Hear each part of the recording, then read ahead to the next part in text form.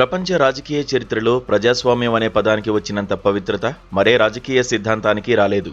వర్తమాన ప్రపంచంలో ప్రతి ప్రభుత్వం తనను ప్రజాస్వామ్య ప్రభుత్వంగానే ప్రకటించుకుంటోంది.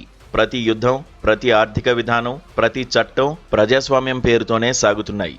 ఇరాన్ మీద యుద్ధానికి అమెరికా అధ్యక్షుడు డొనాల్డ్ ట్రంప్ వాడిన రాజకీయ ఆయుధం పాలన మార్పు. అంటే ఇరాన్లో నియంతృత్వాన్ని అంతం చేసి ప్రజాస్వామ్యాన్ని నెలకొల్పుతామని నమ్మబలికాడు. ఆ మంత్రం ప్రభావవంతంగా పనిచేసింది.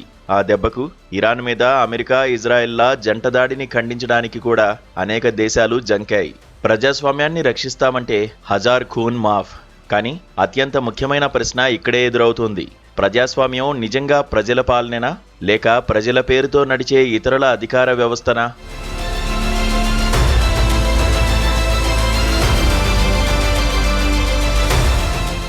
మార్క్సిస్టులకు సాంప్రదాయంగా ప్రజాస్వామ్యం మీద ఎలాగూ నమ్మకం ఉండదు.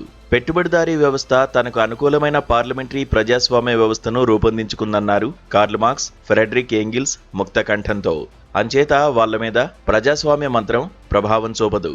రెండవ ప్రపంచ యుద్ధం తర్వాత ముఖ్యంగా ముస్సోలిని, హిట్లర్ల ఫాసిస్ట్, నాజీయిస్టు నియంతృత్వాలను చూసిన తర్వాత ప్రపంచవ్యాప్తంగా ప్రజాస్వామ్యం మీద వ్యామోహం ప్రమాదకరంగా పెరిగింది. ఈ పవిత్ర మాయాజాలాన్ని ఛేదించడానికి ప్రయత్నించిన వాళ్లలో ప్రముఖ రాజనీతి శాస్త్రజ్ఞుడు జాన్ డన్ను ఒకడు. ప్రజాస్వామ్య మాయాజాలం ఛేదింపు అనే పుస్తకంలో అనేక దేశాల్లో క్రూరమైన నియంతృత్వమే ప్రజాస్వామ్యం ముసుగులో కొనసాగుతున్న తీరును అతను విశ్లేషించాడు. అనేక దేశాల్లో క్రమం తప్పకుండా ఎన్నికలు జరుగుతున్నాయి, చట్టసభలు నడుస్తున్నాయి, అనేక చట్టాలు మెజారిటీ సభ్యుల ఆమోదం పొందుతున్నాయి. ప్రతిపక్షాలు కూడా సభలు, సమావేశాలు నిర్వహించి తమ విధానాలను ప్రకటిస్తున్నాయి. అధికార పార్టీలను ఘాటుగా విమర్శిస్తున్నాయి. ఎన్నికల్లో కొన్ని చోట్ల అధికార పార్టీ ఓటమి పాలై ప్రతిపక్ష పార్టీ అధికారాన్ని చేపడుతోంది. ఇన్ని జరిగినా ప్రజాస్వామ్యానికి నిఘంటువుల్లో అర్థం చెప్పినట్టు సమాజంలో జరుగుతోందా?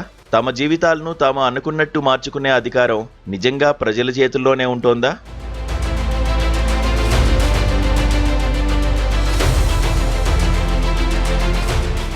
జాన్ డన్ను వాదన ప్రకారం ప్రజాస్వామ్యం ఇప్పుడు ఒక రాజకీయ మత్తుమందుగా మారిపోయింది.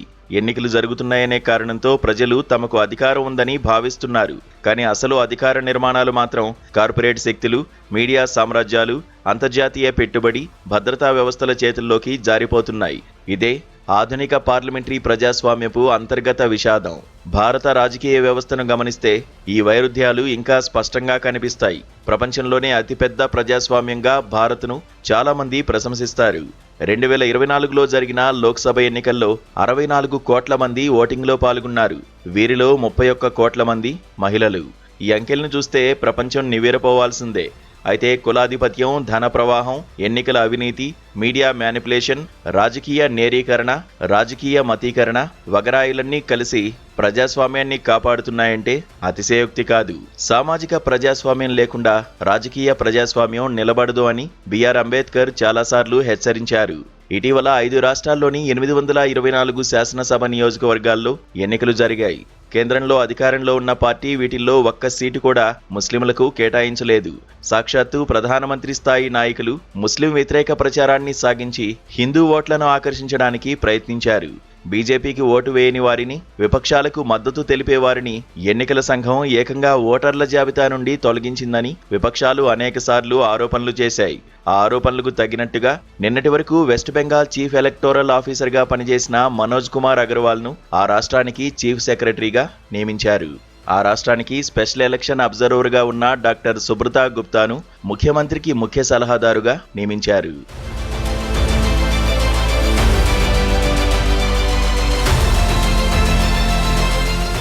యుక్త వయసు వచ్చిన ప్రతి ఒక్కరికి ఓటు హక్కు, ప్రతి ఓటుకు సమాన విలువ అని రాజ్యాంగం అంటే చాలామంది చాలా కాలం మైమరిచిపోయారు. పార్లమెంటరీ ప్రజాస్వామ్యం సమాన ఓటు హక్కు ఇవ్వగలదు, కానీ సమాన శక్తి ఇవ్వదు అని తెలుసుకోవడానికి చాలా కాలం పట్టింది.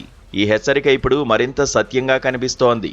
ఎన్నికల ప్రజాస్వామ్యం కొనసాగుతోంది, కానీ సామాజిక అసమానతలు మరింత బలపడుతున్నాయి.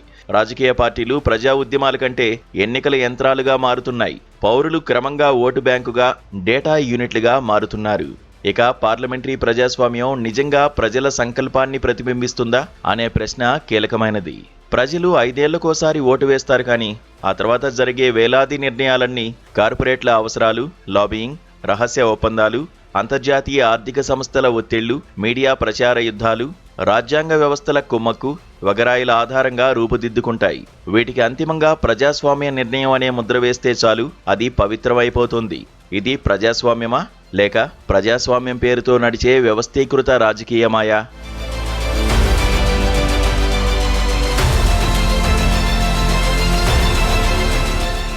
ఎన్నికైన ప్రభుత్వాలు తీసుకున్న ప్రతి నిర్ణయం ప్రజల నిర్ణయమని భావించడం ఎంత ప్రమాదకరమో ప్రపంచం ఇరాక్ యుద్ధంలో చూసింది. ప్రజాస్వామ్య దేశాలుగా చెప్పుకునే అమెరికా, బ్రిటన్ ప్రభుత్వాలు తమ దేశంలో కోట్లాది ప్రజలు వ్యతిరేకిస్తున్నా పట్టించుకోకుండా యుద్ధం ప్రారంభించాయి. ఇరాక్లో వెపన్స్ ఆఫ్ మాస్ డిస్ట్రక్షన్ ఉన్నాయంటూ ఆ దేశంలోకి ప్రవేశించాయి. సద్దాం హుస్సేన్ చనిపోయినా ఆ జీవరసాయన వెపన్స్ ఆఫ్ మాస్ డిస్ట్రక్షన్ జాడ కనిపించలేదు.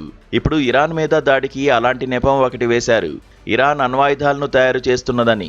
యుద్ధం మొదలై 80 రోజులైనా ఎవరికీ వాటి జాడ కనిపించలేదు. ఈ యుద్ధానికి అమెరికా పౌరుల మద్దతుందా? అది అనుమానమే. అయినప్పటికీ అమెరికాను గొప్ప ప్రజాస్వామిక దేశం అంటున్నారు. ఇక్కడే పార్లమెంటరీ ప్రజాస్వామ్యపు అసలు సంక్షోభం బయటపడుతోంది. ప్రజలు ప్రభుత్వాన్ని ఎన్నుకుంటారు, కానీ ప్రభుత్వాలపై ప్రభావం చూపేది ఎవరు? సాధారణ పౌరులా, లేక కార్పొరేట్ పెట్టుబడిదారులా?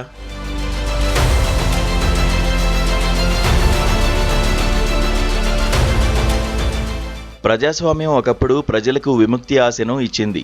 రాజరికాలను, వలస పాలనలను, నియంతృత్వాలను సవాల్ చేసే శక్తిగా ఎదిగింది. కానీ అదే ప్రజాస్వామ్యం ఇప్పుడు మార్కెట్ శక్తులతో కలిసిపోయి ప్రజల్నే నిస్సహాయులుగా ఉంచేస్తోంది. 2011 మార్చి నెలలో జపాన్లోని ఫుకుషిమా అణుకేంద్రంలో జరిగిన ప్రమాదం దీనికి ఉదాహరణ. జపాన్లో ప్రజాస్వామిక ప్రభుత్వమే ఉంది. అయినప్పటికీ అది కార్పొరేట్ల ప్రయోజనాలను నెరవేర్చే క్రమంలో ప్రజల భద్రతను కూడా పక్కన పెట్టింది. ప్రజాస్వామ్యం ఉన్నంత మాత్రాన ప్రజల భద్రతకు హామీ ఉంటుందని చెప్పడానికి వీల్లేదని ఫుకుషిమా సంఘటన నిరూపించింది. ఇదే నేటి ప్రపంచ సంక్షోభం. అయితే దీనికి పరిష్కారం నియంతృత్వమా? మతద్వేషానికి విరుగుడు మతద్వేషం కానట్టే విఫలమైన ప్రజాస్వామ్యానికి విరుగుడు నియంతృత్వం కాదు. అయితే ప్రజాస్వామ్యాన్ని ప్రశ్నించకుండా ప్రజాస్వామ్యాన్ని కాపాడలేం. ఎన్నికల ప్రక్రియ మాత్రమే ప్రజాస్వామ్యం కాదు. ప్రజల జీవితాలపై నిజమైన నియంత్రణ, సమాచారం మీద ప్రజల హక్కు, ఆర్థిక సమానత్వం, సామాజిక న్యాయం ఇవన్నీ లేకపోతే పార్లమెంటరీ ప్రజాస్వామ్యం క్రమంగా ఒక క్రతువుగా మారిపోతుంది. ప్రజాస్వామ్యం పవిత్ర గ్రంథం కాదు. అది ఒక రాజకీయ సాధనం మాత్రమే. ఆ సాధనం విముక్తి ఇవ్వగలదు, మత్తెక్కించగలదు, ప్రజలను శక్తివంతం చేయగలదు, మతద్వేషాల్ని రెచ్చగొట్టగలదు, మోసం కూడా చేయగలదు. అందుకే మనం చేయాల్సిన పని ప్రజాస్వామ్యాన్ని పూజించడం కాదు, దానిని అర్థం చేసుకోవడం, దాని మాయాజాలాన్ని ఛేదించడం.